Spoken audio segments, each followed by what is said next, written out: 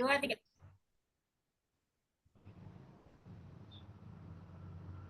Assalamualaikum warahmatullahi wabarakatuh.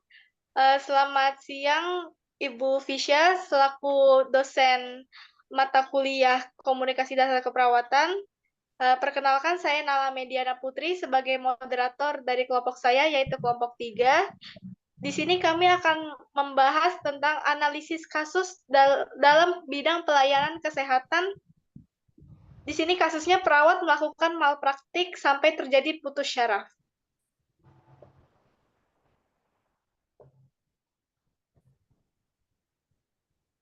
Ini anggota kelompok saya. Yang pertama ada saya sendiri, yang kedua ada Nashwa Rahmadani, yang ketiga ada Militia Kristi, yang keempat ada Moza Revita, ada Ratu Novianti, dan yang terakhir Siti Nuraini.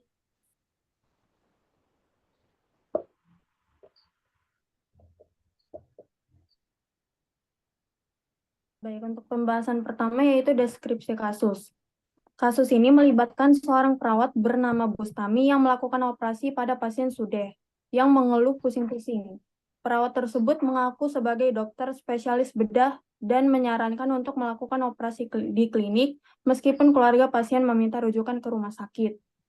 Setelah operasi, pasien mengalami kelumpuhan, gangguan penglihatan, dan pendengaran, yang kemudian diketahui disebabkan oleh putusnya saraf akibat tindakan tersebut. Kasus ini diselidiki oleh Persatuan Perawat Nasional Indonesia atau PPNI, yang menemukan pelanggaran etika dalam praktik perawat tersebut, namun hanya bisa merekomendasikan pencabutan izin praktiknya di luar institusi kerja.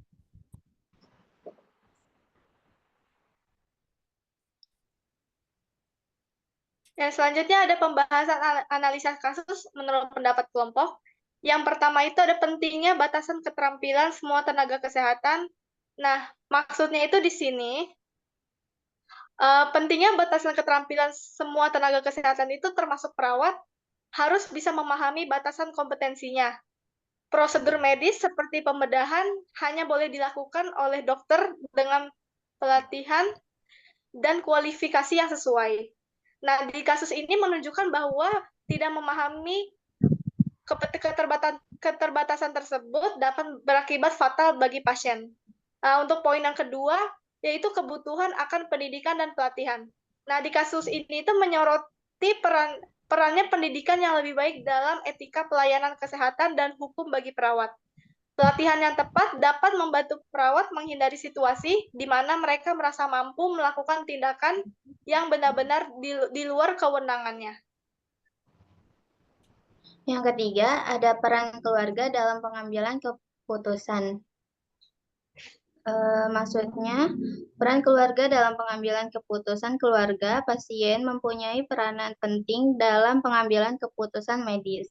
Dalam hal ini, seharusnya keluarga sudah lebih gigih meminta rujukan ke rumah sakit dan mempertanyakan kredibilitas perawat yang mengaku dokter tersebut. Komunikasi yang jelas antara petugas kesehatan, pasien, dan keluarga sangat penting untuk menghindari kesalahan. Yang keempat, ada sistem pengawasan yang lebih ketat. Sistem pengawasan yang lebih ketat, kasus ini menunjukkan perlunya sistem pengendalian praktik kesehatan yang lebih ketat. Instansi terkait harus lebih aktif memantau praktik petugas kesehatan untuk memastikan seluruh prosedur medis sesuai dengan standar yang berlaku. Pencabutan izin tenaga kesehatan yang melanggar aturan harus ditegakkan secara tegas untuk memberikan efek jerah. Selanjutnya yang kelima, pengaruh istilah lama untuk pasien. Tindakan ini tidak hanya berdampak pada kesehatan fisik pasien, tetapi juga dapat menimbulkan trauma psikologis. Pasien yang mengalami kelumpuhan akibat kesalahan medis dapat menghadapi tantangan emosional dan sosial yang berkepanjangan. Oleh karena itu, kesembuhan pasien harus mencakup aspek fisik dan mental. Selanjutnya, yang keenam, tanggung jawab profesional. Setiap tenaga kesehatan harus mempertanggungjawabkan perbuatannya. Dalam kasus ini, perawat Bustami tak hanya melanggar batas kompetensi, tapi juga berbohong soal status sebagai dokter spesialis. Akuntabilitas profesional sangat penting untuk menjaga kepercayaan masyarakat terhadap sistem layanan kesehatan.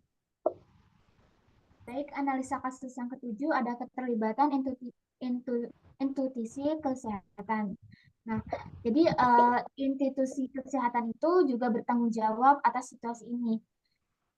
Fasilitas layanan kesehatan harus memiliki kebijakan yang jelas mengenai prosedur medis dan batasan tanggung jawab staf. Pengendalian internal yang ketat dapat membantu mencegah insiden yang serupa terjadi kembali. Nah, analisa yang ke-8 adalah perlindungan hukum terhadap orang sakit. Kasus ini menunjukkan pentingnya perlindungan hukum terhadap pasien. Pasien harus memiliki akses terhadap kesempatan untuk melaporkan malpraktik dan mendapatkan keadilan. Sistem hukum yang transparan dan responsif terhadap keluhan pasien dapat memberikan rasa aman pada publik.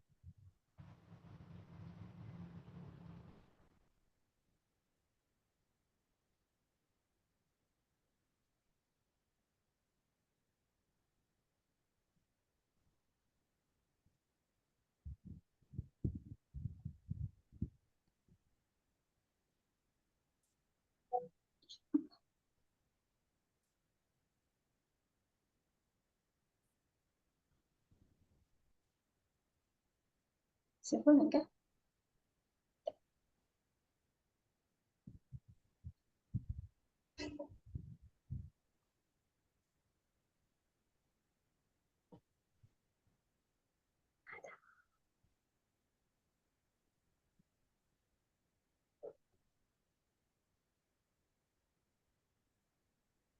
Analisa kasus yang ke-9 adalah pentingnya kesadaran masyarakat.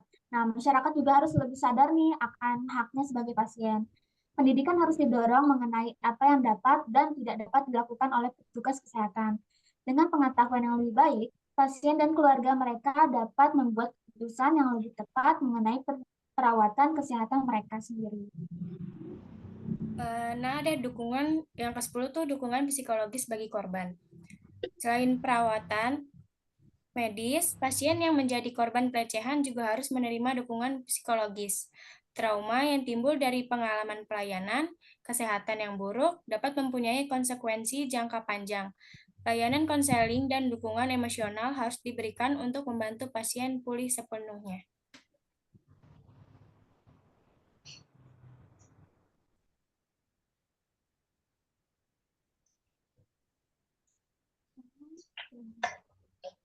Udah ya? Nah, kesimpulan dari analisa kasus yang kita kerjakan yaitu kasus perawat yang melakukan operasi tanpa izin dan menyebabkan cedera serius kepada pasien itu menunjukkan pentingnya pemahaman yang baik mengenai batas kompetensi tenaga kesehatan. Kesalahan ini tidak hanya dapat merusak kesehatan si pasien, tetapi juga menimbulkan trauma psikologis yang berkepanjangan. Nah, oleh karena itu, pendidikan yang baik dalam etika dan hukum kesehatan, serta kontrol yang ketat terhadap praktik medis diperlukan untuk melindungi pasien. Selain itu, peran keluarga dan masyarakat dalam mengambil keputusan medis tidak bisa diabaikan. Dukungan psikologis bagi pasien korban malpraktik harus menjadi bagian integral dan proses pemulihan bagi mereka.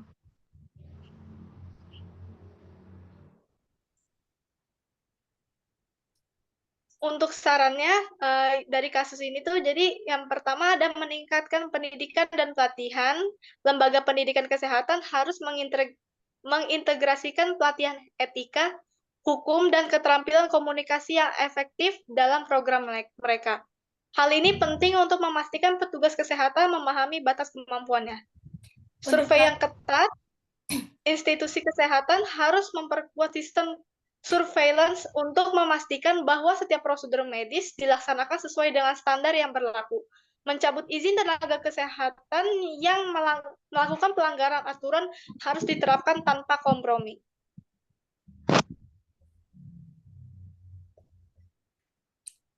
Selanjutnya, pendidikan bagi Pendidikan bagi keluarga dan masyarakat. Program pendidikan harus dilaksanakan untuk meningkatkan kesadaran masyarakat akan hak-hak pasien dan keterbatasan praktik medis. Hal ini dapat membantu pasien dan keluarga mereka membuat keputusan perawatan kesehatan yang lebih tepat. Selanjutnya, dukungan psikologis. Pelayanan kesehatan harus memberikan dukungan psikologis pada pasien yang menjadi korban pelanggaran profesional. Konseling dan terapi harus diintegrasikan sebagai bagian dari hal tersebut. Pemulihan setelah perawatan medis. Selanjutnya,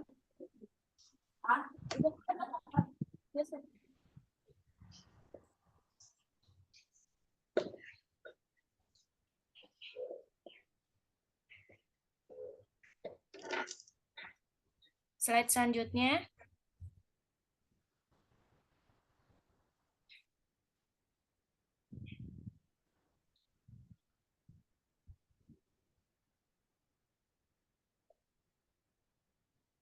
Atau maaf speakernya. penyertaan fasilitas kesehatan, klinik dan rumah sakit harus mengembangkan kebijakan yang jelas mengenai prosedur medis dan batasan tanggung jawab tenaga kesehatan. Pengendalian internal yang ketat harus diterapkan untuk mencegah kejadian serupa penyertaan fasilitas kesehatan. Klinik dan rumah sakit harus mengembangkan kebijakan yang jelas mengenai prosedur medis dan batasan tanggung jawab tenaga kesehatan. Pengendalian internal yang ketat harus diterapkan untuk mencegah kejadian serupa. Sekian presentasi yang dapat kelompok kami jelaskan. Kurang lebihnya mohon maaf. Kami tutup. Assalamualaikum warahmatullahi wabarakatuh.